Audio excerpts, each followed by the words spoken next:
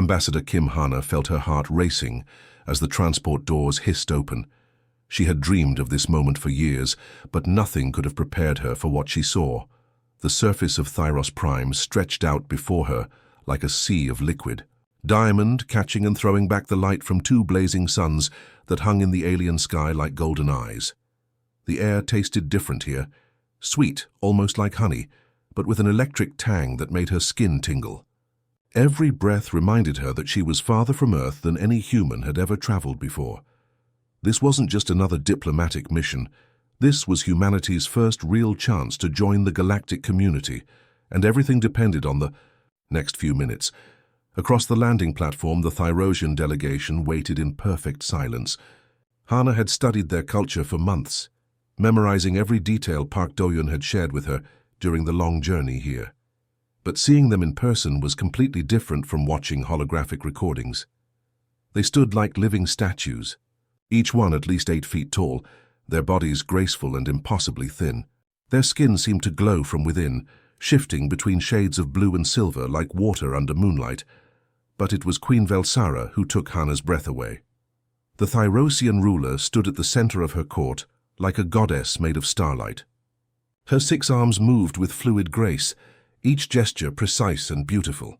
Her face was alien yet somehow familiar, with large eyes that seemed to hold the wisdom of centuries. When those eyes met Hana's, the ambassador felt a strange connection, as if they were speaking without words. Hana's training kicked in automatically. She reviewed the greeting protocols in her mind. 3 steps forward, pause, bow at exactly 30 degrees, wait for the Queen's response. Simple enough. She had practiced it 1,000 times during the journey. Park Do-yeon had drilled her until every movement was perfect. But then Queen Velsara began to raise her arms, and something shifted in Hana's chest. The gesture looked so welcoming, so warm. It reminded her of her grandmother greeting family. Members at holiday gatherings, arms spread wide with pure joy. For just a moment, Hana forgot where she was. She forgot the careful protocols and the weight of representing all humanity. The Queen's skin shimmered brighter, and her arms spread wider. To Hana's human eyes, it looked exactly like someone preparing for a hug. Every instinct told her this was a moment for warmth, for human connection. Her grandmother's voice echoed in her memory. "Kindness is the same in every language, dear." 1. The formal greeting ceremony suddenly felt cold and distant. Here was this magnificent being, offering what seemed like genuine friendship, and Hana was supposed to respond with a stiff bow. It felt wrong, almost insulting. The Queen's eyes seemed to sparkle with anticipation, and Hana made her choice. She stepped forward, her diplomatic training forgotten. Her arms opened wide, mirroring the Queen's gesture. This felt right. This felt human. After all, weren't they here to build bridges between species? What better way than with the universal language of friendship? The Thyrosian court remained, perfectly still, like a photograph frozen in time. Even the twin suns seemed to pause in their journey across the alien sky. Hana smiled as she approached the Queen, her heart full of hope for what this moment might mean for both their peoples. Hana's arms wrapped around Queen Velsara's tall, elegant form, and for one beautiful moment, she felt like she had bridged the gap between 2 worlds. The Queen's skin was surprisingly warm, almost like touching smooth glass that had been sitting in sunlight. Hana squeezed gently, the way she would hug a dear friend, and waited for the Queen to return the embrace. Instead, everything went horribly wrong. The change happened so fast that Hana almost didn't see it. One second, Queen Velsara's skin was shimmering with that beautiful blue-silver light. The next, waves of deep crimson rolled across her body like spilled wine. The color was so intense it seemed to pulse with its own heartbeat. Hana had never seen anything like it, and something deep in her stomach told her this wasn't good. The Queen's body turned to stone in Hana's arms. Every muscle went rigid, as if someone had shocked her with electricity. Her 6 arms, which had been raised in what Hana thought was welcome, began to shake violently. At first, Hana wondered if the Queen was crying or laughing, but the trembling felt different. Wrong, like someone fighting against their own body. Then Hana heard the sound. Or rather, she heard the absence of sound. The entire Thyrosian delegation, which had been standing in perfect ceremonial formation just moments before, was now stumbling backward. Some of them actually fell to their knees. Others covered their large eyes with their hands, as if they couldn't bear to watch what was happening. The silence that followed was unlike anything Hannah had ever experienced. It wasn't just quiet. It was the kind of silence that pressed against your ears and made your heart pound. Even the alien wind that had been whispering across the crystal surface seemed to stop breathing. The twin suns continued to shine, but somehow the light felt colder now. Hannah slowly released her embrace, her arms falling to her sides. Queen Velsara remained frozen in place, her crimson skin now pulsing with an angry light that made Hannah's eyes water. The queen's face, which had seemed so warm and welcoming before, was now a mask of something Hannah couldn't identify. Pain? Anger? Fear? Maybe all three. "Your Majesty," Hannah whispered, her voice barely audible in the crushing silence. I'm sorry, did I do something wrong?" The queen's large eyes opened slowly, and when they fixed on Hannah, the ambassador felt ice form in her veins. Those eyes, which had sparkled with what she thought was friendship, now held something that made her want to run and hide. The queen's mouth opened, but no sound came out. Her 6 arms continued to tremble, and now Hannah could see tears, actual tears, rolling down the alien ruler's face. Behind the queen, the Thyrosian court began to back away more quickly. Some of them were making soft, distressed sounds that didn't need translation. Universal body language told Hannah everything she needed to know. She had done something terrible, something unforgivable. Park Do-hyun's voice crackled through her earpiece, urgent and panicked. "Hannah, what's happening down there? The readings we're getting, something's very wrong." Hannah opened her mouth to respond, but the words stuck in her throat. How could she explain that a simple hug, the most basic human gesture of friendship, had somehow caused this disaster? How could she tell her colleague that in trying to build a bridge between species, she might have just started a war instead? The first sound to break the terrible silence was a crackling buzz from somewhere in the Thyrosian delegation. Hannah's eyes darted toward the noise and found its source, a small, nervous-looking Thyrosian standing slightly apart from the others. Unlike the tall, graceful figures of the court, this one was shorter and wore what looked like a complex device strapped across their chest. The device sparked and hissed, then suddenly erupted with rapid, high-pitched chittering sounds. Hannah realized this must be Keth Lin, the interpreter Park Do-hyun had mentioned. But the sounds coming from the translation device weren't the calm, measured tones she'd expected from a diplomatic meeting. Instead, they were frantic, almost panicked, like someone trying to explain a house fire. Ketherlin's own voice, when it finally came through the device in accented but clear human speech, was shaking with what sounded like pure horror. "Oh no. Oh no, oh no," the translator whispered, their large eyes darting between Hannah and the still frozen queen. "What have you done? What have you done?" Hannah felt her knees go weak. I just wanted to greet her properly. I thought she was welcome."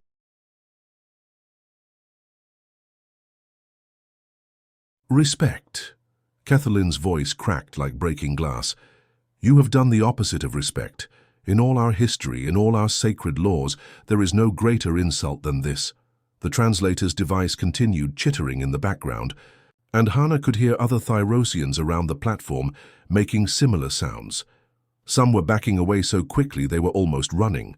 Others had fallen to their knees and were covering their faces with their arms.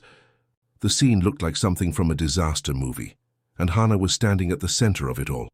"I don't understand," Hannah said, her voice barely above a whisper. "It was just a hug. Humans hug to show friendship, to show we care about someone. How could that be an insult?"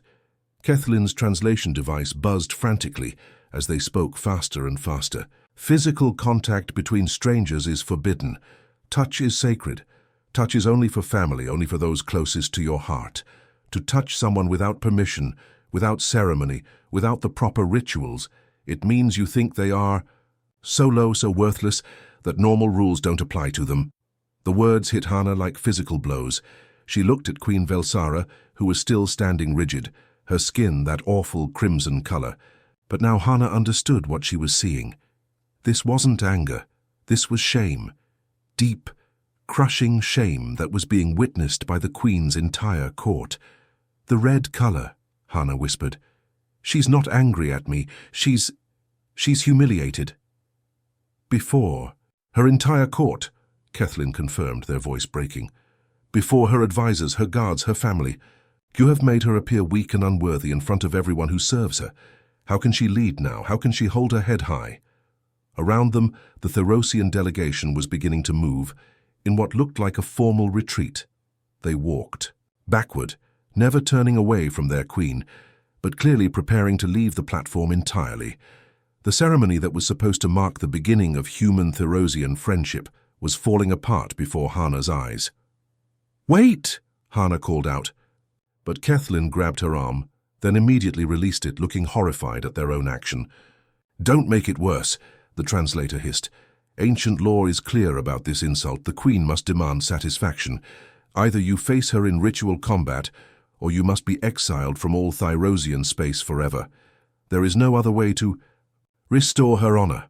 Hana's heart sank as she realized the full scope of what she had done. Her simple gesture of friendship hadn't just offended one person. It had potentially destroyed humanity's chance at joining the galactic community. The shuttle ride back to the human vessel felt like the longest journey of Hana's life. She sat in the passenger seat, staring out at the stars while Park Do-hyun piloted in complete silence.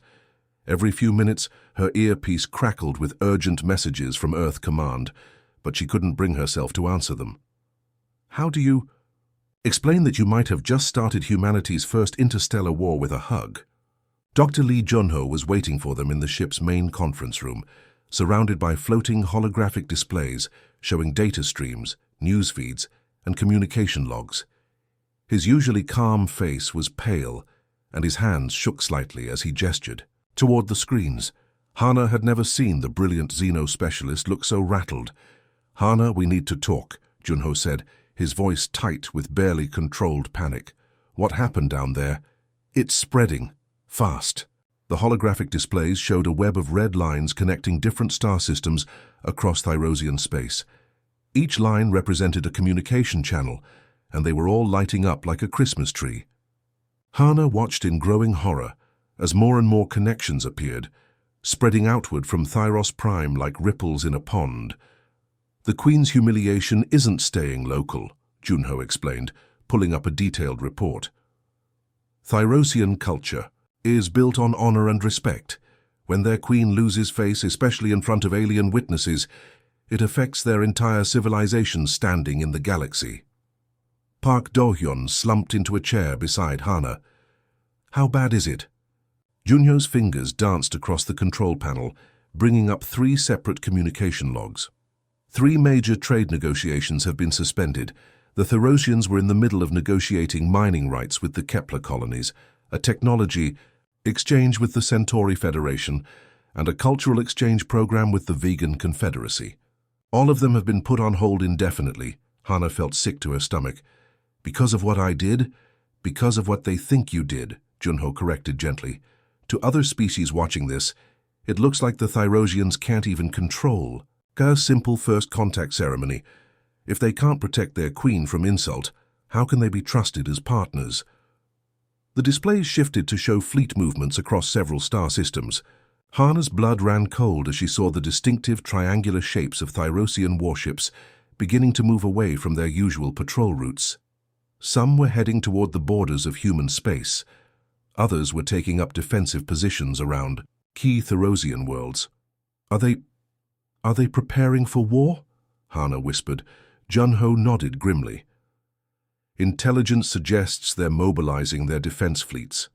Not just against us, but against anyone who might see this incident as a sign of weakness. When a proud civilization loses face on the galactic stage, they often feel the need to prove their strength in other ways." Park Do-hyun buried his head in his hands. "This was supposed to be our greatest moment. First contact with a major galactic power, the chance to finally join the interstellar community as equals. Instead, we might have triggered the very war we were trying to prevent," Hana said. the weight of responsibility crushing down on her shoulders. Every decision she had made seemed to lead to worse and worse consequences. Her simple act of kindness was now threatening the safety of billions of people across multiple star systems. The communication panel chimed with an incoming priority message from Earth. Admiral Chen's face appeared on the screen, her expression stone-cold serious. "Ambassador Kim, I need a full report immediately.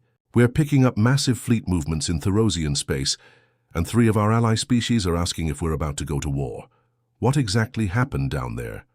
Hannah looked at her colleagues, then back at the Admiral. "How do you explain that? The fate of human civilization might now depend on undoing the consequences of a friendly hug." Song Yuna burst into the conference room without knocking, her face flushed from running.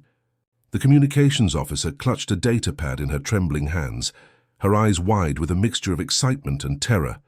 Behind her, the corridor buzzed with activity as crew members hurried back and forth, all of them speaking in hushed, urgent whispers. "I've been monitoring Therosian communications for the past 6 hours, Yuna announced breathlessly, setting her data pad on the conference table. "Their encryption is incredibly complex, but I managed to break through some of their lower-level transmissions. What I found, it's worse than we thought, but maybe there's hope too." Hannah looked up from where she'd been sitting with her head in her hands. The past few hours had been a nightmare of emergency calls from Earth, panicked messages from human colonies, and her own crushing guilt. "What did you find?" Yuna activated her datapad, and streams of alien text filled the air above the table. The Therosian writing looked like flowing water, mixed with geometric patterns, beautiful but completely incomprehensible to human eyes. "The Queen's humiliation isn't just a personal insult. According to these transmissions, what you did violated something called the sacred laws of ancestral dignity." Dr. Lee Junho leaned forward, his expert eyes scanning the alien text. "Ancestral laws? How old are we talking about?" "Try 15,000 years, Yuna replied grimly. "These aren't just social customs, Hannah. They're religious laws that go back to the founding of Therosian civilization. The transmissions mention something called the first shame, when their ancestors were supposedly humiliated by another species that no longer exists. Physical contact without permission isn't just rude. It's repeating the exact same insult that nearly destroyed their entire culture millennia ago. The weight of this revelation settled over the room like a heavy blanket. Hannah had unknowingly stepped into a wound that had been festering for longer than human civilization had existed. No wonder the Queen's reaction had been so extreme. "But here's the interesting part," Yuna continued, her voice gaining excitement. "I found references to something called the right of true understanding. It's mentioned in several of the coded transmissions between Therosian legal scholars." Park Do-yun looked up from his own datapad. "A rite? Like a ceremony?" Junho was already diving into his research databases, his fingers flying across holographic controls. Ancient Therosian legal texts began appearing around them, translated by the ship's most advanced language processing systems. Most of it was incomprehensible legal language, but slowly a picture began to emerge. "Here it is," Junho whispered, his voice filled with amazement. "The right of true understanding. It's buried so deep in their legal code that most modern Therosians probably don't even know it exists. According to this, if someone commits a grave insult but can prove they acted from genuine ignorance rather than malicious intent, they can request this trial." Hannah.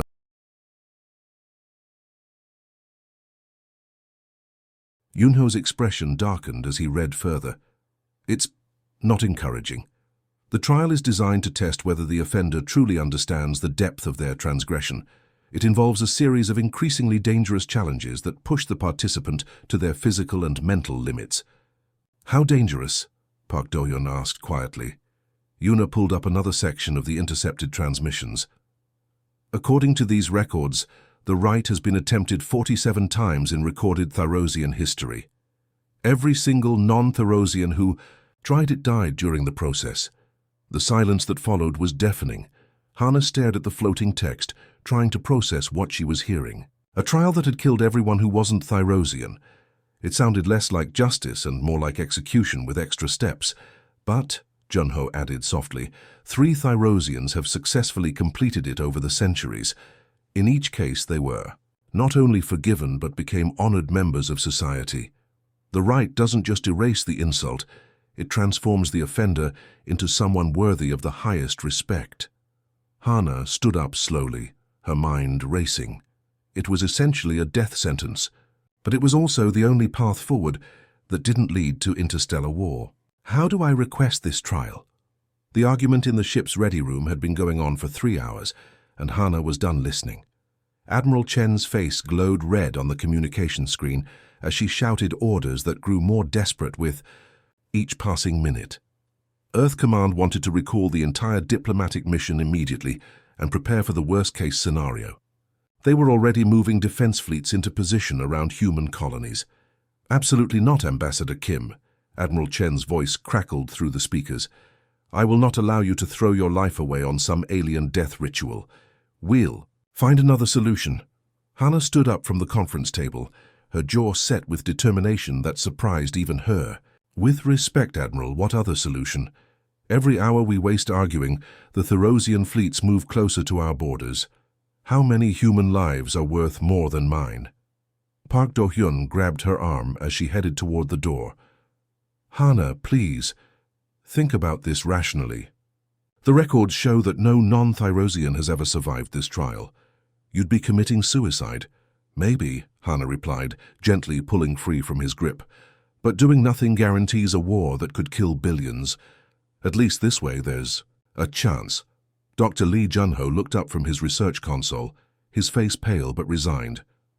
The shuttle bay is on Deck 7. Shuttlecraft Delta 2 is fueled and ready for short-range flight.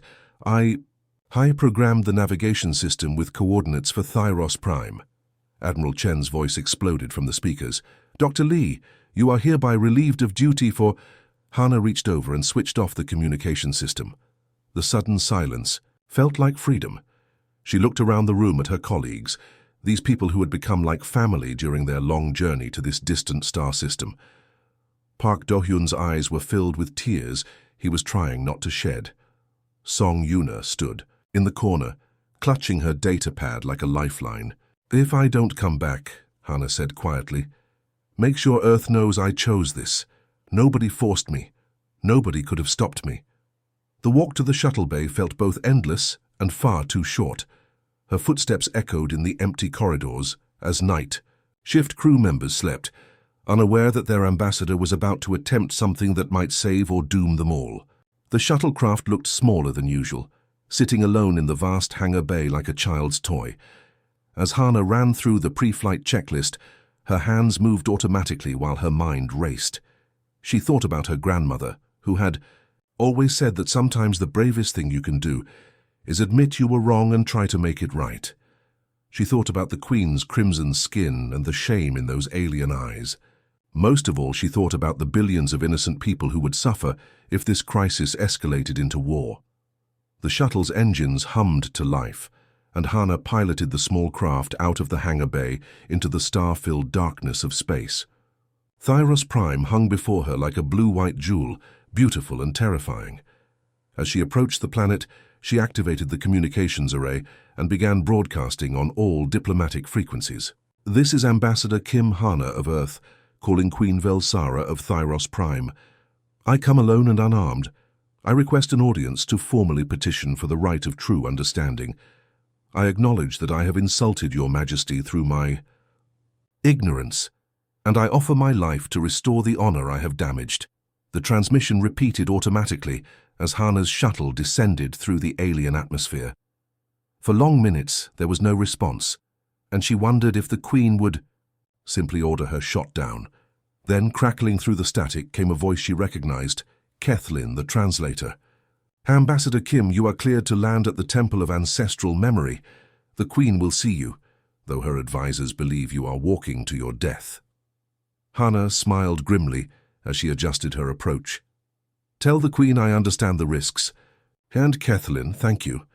The temple appeared below her like something from a dream, crystal spires reaching toward the sky, surrounded by gardens that glowed softly in the light of Thyros Prime's twin suns. As her shuttle touched down, Hannah could see figures waiting for her, their alien forms both beautiful and terrifying in the morning light.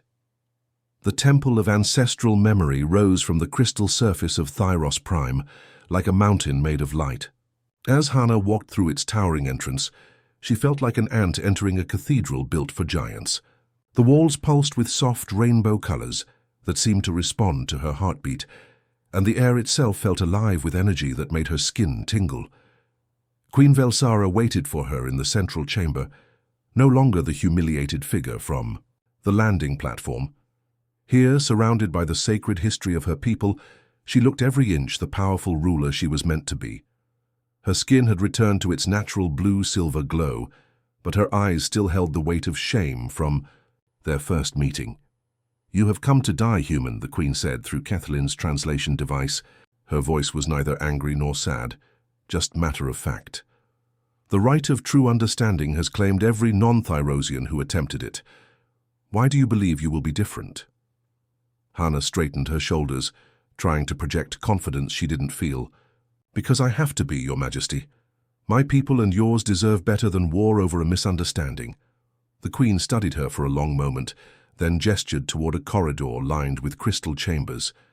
Each chamber glowed with a different color, and Hannah could see swirling mists moving inside them like trapped clouds. "The rite consists of 5 trials. Each one will test your ability to truly understand what it means to be Thyrosian. Most who attempt it break during the first trial. The few who survive longer usually die during the third." Hannah's mouth went dry, but she nodded. "I'm ready." The first chamber was filled with soft blue light that felt warm and welcoming. Hannah stepped inside, and immediately the world changed. Suddenly she could feel everything, not just her own emotions, but the emotions of every living thing around her. The Queen's lingering shame hit her like a physical blow. The guard's curiosity mixed with pity felt like needles in her mind. Even the plant-like creatures in the temple gardens outside sent waves of simple contentment that threatened to overwhelm her completely. "This is how we experience the world." Cathleen's voice reached her through the chaos. "Every Thyrosian is born with the ability to feel what others feel. Now, do you understand why unwanted touch is so devastating to us?" Hannah gasped as the full realization hit her. When she had hugged the Queen, it wasn't just physical contact. It was forcing her to feel Hannah's emotions without permission. Every feeling Hannah had experienced during that embrace had been pushed directly into the Queen's mind. The excitement, the hope, the casual assumption that touch was welcome, all of it had invaded the Queen's consciousness like a psychic assault. The blue light faded, and Hannah stumbled out of the chamber, her mind reeling from the experience. But there was no time to recover. The second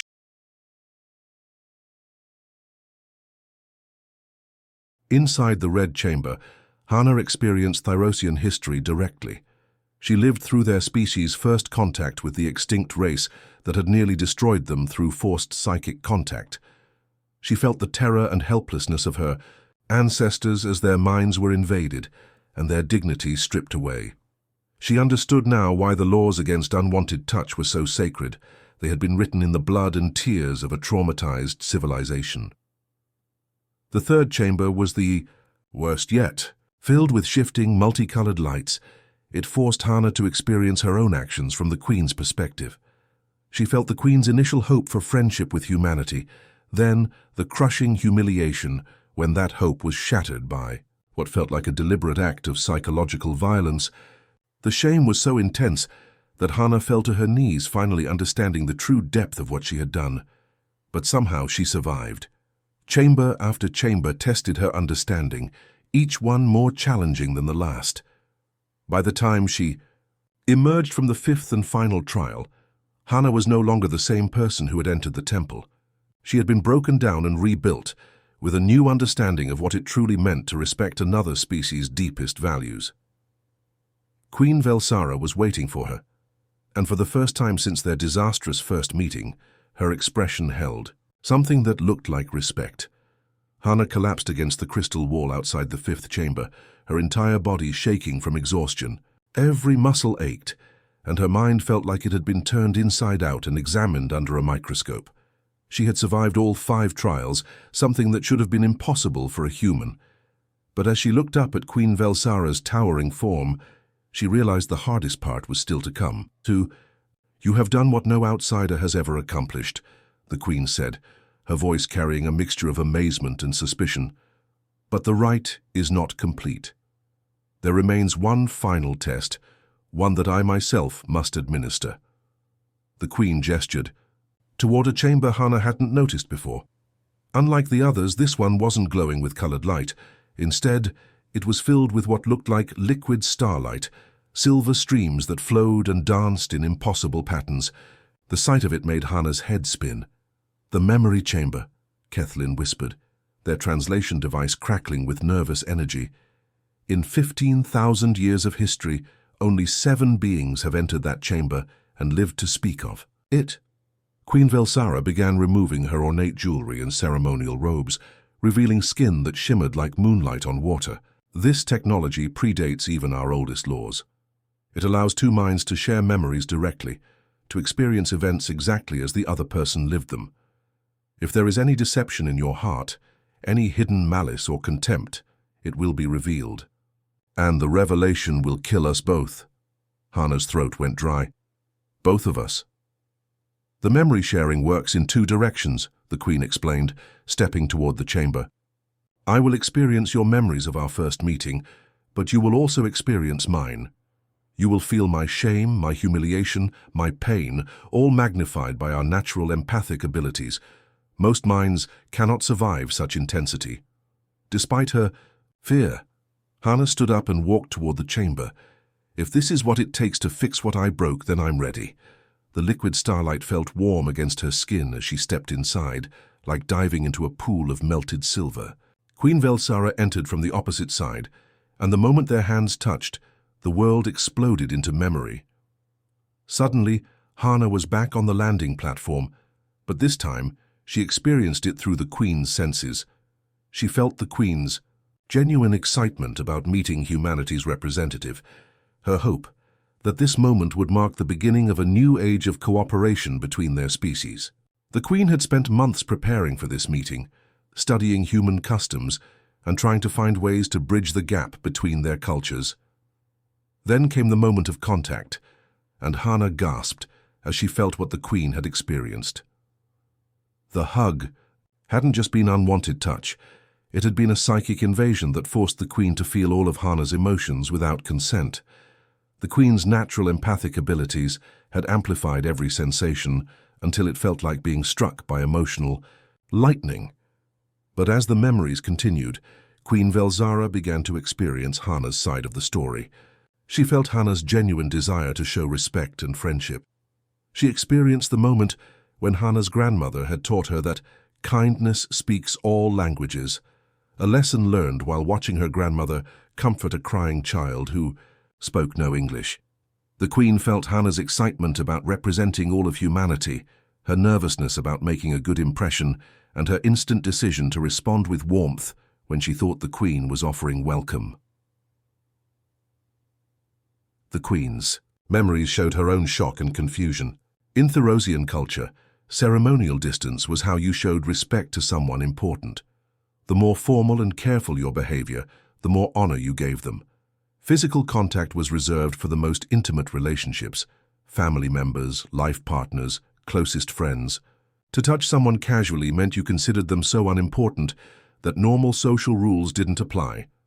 But through the memory sharing, Queen Velsara finally understood that humans were the exact opposite. For humans, physical contact was how you showed someone they mattered. A hug meant acceptance, warmth, and inclusion.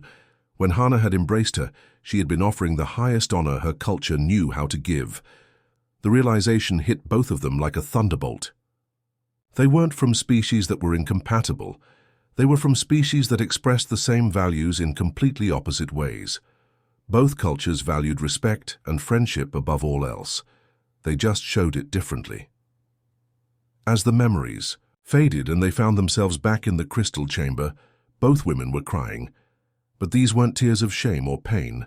They were tears of understanding, of 2 minds finally seeing clearly across the vast gulf between worlds. The liquid starlight drained away from the memory chamber like water flowing uphill, defying everything Hannah thought she knew about physics. As her feet touched solid crystal again, she felt fundamentally different. Not just tired or changed, but reborn. The memories she had shared with Queen Velsara weren't just echoes anymore. They were part of her now, woven into her own understanding of the universe. Queen Velsara stood beside her, but something miraculous was happening to the alien ruler's skin. The blue-silver glow was shifting, warming, becoming something Hannah had never seen before. Golden light spread across the queen's tall form like sunrise, breaking over a mountain peak. It was the most beautiful thing Hannah had ever witnessed. "Kethlin," Hannah whispered, her voice hoarse from the ordeal. "What does that color mean?" The translator's device hummed softly before responding. "There is no direct translation in your language, Ambassador. The closest words would be profound respect mixed with new understanding. It is the color our people show when we recognize someone who has offered us a great gift, even at cost, to themselves." Tears ran down Hannah's cheeks as she looked at the Queen. Through their shared memories, she now understood that Queen Velsara had risked her own life entering that chamber. If Hannah had harbored any deception or malice, both of their minds would have been destroyed by the psychic feedback. The Queen had literally trusted Hannah with both their lives. Word of what had happened in the memory chamber spread through the temple like wildfire. Thyrosian guards who had watched with grim expectation now looked at Hannah with something approaching awe. She was the first non-Thyrosian to survive the complete rite of true understanding. More than that, she was the first outsider to successfully share memories with their queen and live to tell about it. Queen Velsara raised her 6 arms, and the assembled court fell silent.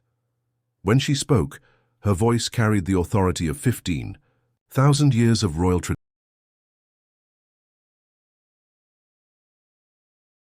"My people," she began, the golden glow of her skin pulsing with each word.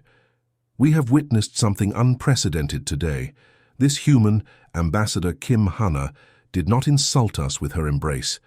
She offered us the greatest gift one being can give another, the vulnerability of true friendship even when she did not understand our ways." The court stirred with murmurs of amazement. Some of the older Thyrosians looked confused, as if their fundamental understanding of the universe was being challenged. Others, especially the younger ones, leaned forward with obvious fascination. "Through the memory chamber, I have seen into the human heart," the Queen continued. "Where we show respect through distance, they show respect through closeness. Where we honor with ceremony, they honor with warmth. We are not different species with conflicting values. We are kindred spirits who express the same love in opposite ways." Hannah found her voice, though it shook with emotion. "Your Majesty, I came here expecting to die for my mistake. Instead, I've learned that what I thought was a mistake was actually the beginning of something beautiful. My people and yours. We both believe that friendship is the most precious thing in the universe. We just speak about it in different languages." The Queen stepped forward, and in a gesture that sent shockwaves through the assembled court, slowly extended her arms toward Hannah. But this time it was different. This was an invitation, a request, a bridge built from understanding rather than assumption. Hannah accepted the embrace, and this time it felt like coming home. The Queen's empathic abilities carried Hannah's joy and relief directly into her consciousness, while Hannah felt the Queen's own happiness radiating like sunshine. Around them, the Thyrosian court began to glow with colors Kethlin had no words to translate, emotions too complex and beautiful for any single language to capture. News of the successful rite spread across the galaxy faster than the speed of light. The Thyrosian fleets that had been mobilizing for war turned around and headed home. Trade negotiations that had been suspended were not just resumed, but expanded. Other species, inspired by the story of 2 very different peoples finding common ground, began reaching out to old enemies and forgotten friends. The failed first contact had become something unprecedented, proof that the universe's greatest diplomatic breakthroughs came not from perfect protocol or flawless planning, but from the simple courage to admit when you're wrong and the wisdom to keep trying until you get it right.